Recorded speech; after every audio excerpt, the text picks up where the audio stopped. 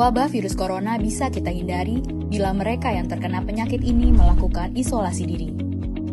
Tidak semua pasien corona harus dirawat di rumah sakit. Mereka yang tidak termasuk kelompok rentan cukup melakukan isolasi diri di rumah. Protokol isolasi diri sendiri dalam penanganan COVID-19.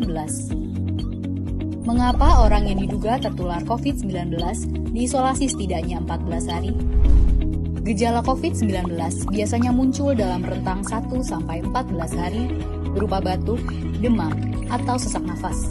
Dalam selang waktu itu, kondisi orang diduga terinfeksi COVID-19 diisolasi dan dipantau di rumah sakit, rumah, atau tempat lain. Untuk memastikan infeksi, akan dilakukan tes beberapa kali.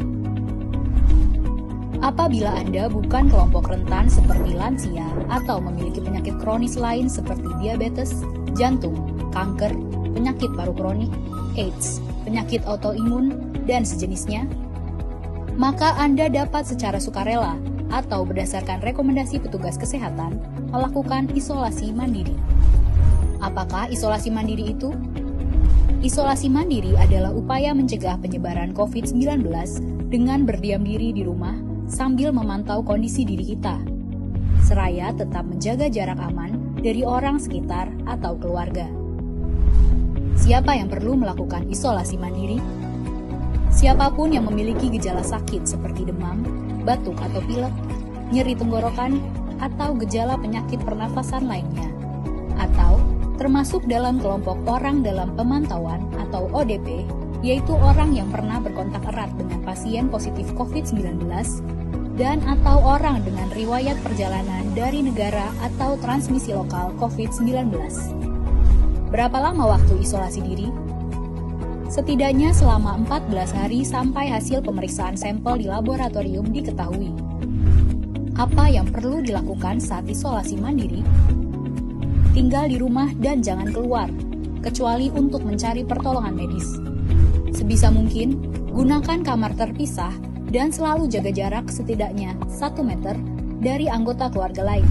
Selalu gunakan masker selama masa isolasi diri. Ganti masker secara rutin apabila basah atau kotor. Lakukan pengukuran suhu harian dan observasi gejala seperti batuk atau kesulitan bernafas. Hindari berbagi peralatan makan seperti piring, sendok, garpu, dan gelas, perlengkapan mandi seperti handuk atau sikat gigi, dan juga benda berbahan kain, misalnya pakaian atau selimut. Terapkan perilaku hidup bersih dan sehat seperti makan makanan bergizi, rutin mencuci tangan dengan sabun dan air mengalir, serta melakukan etika batuk dan bersin. Upayakan berada di ruang terbuka dan berjemur sinar matahari setiap pagi.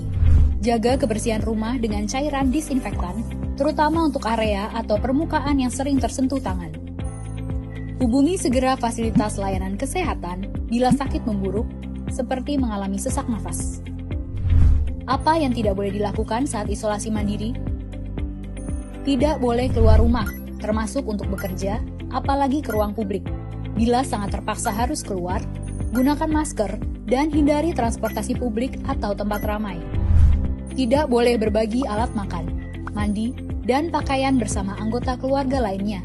Cuci peralatan makan dan pakaian secara mandiri, terpisah dari anggota keluarga lain. Bila harus berbagi kamar mandi atau mesin cuci pakaian, maka bersihkan dengan desinfektan setelah dipakai.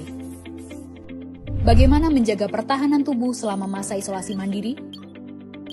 Tetap terapkan pola hidup sehat, antara lain dengan makan makanan bergizi seimbang, perbanyak buah dan sayur, istirahat yang cukup, lakukan olahraga ringan, dan hindari merokok atau minum alkohol.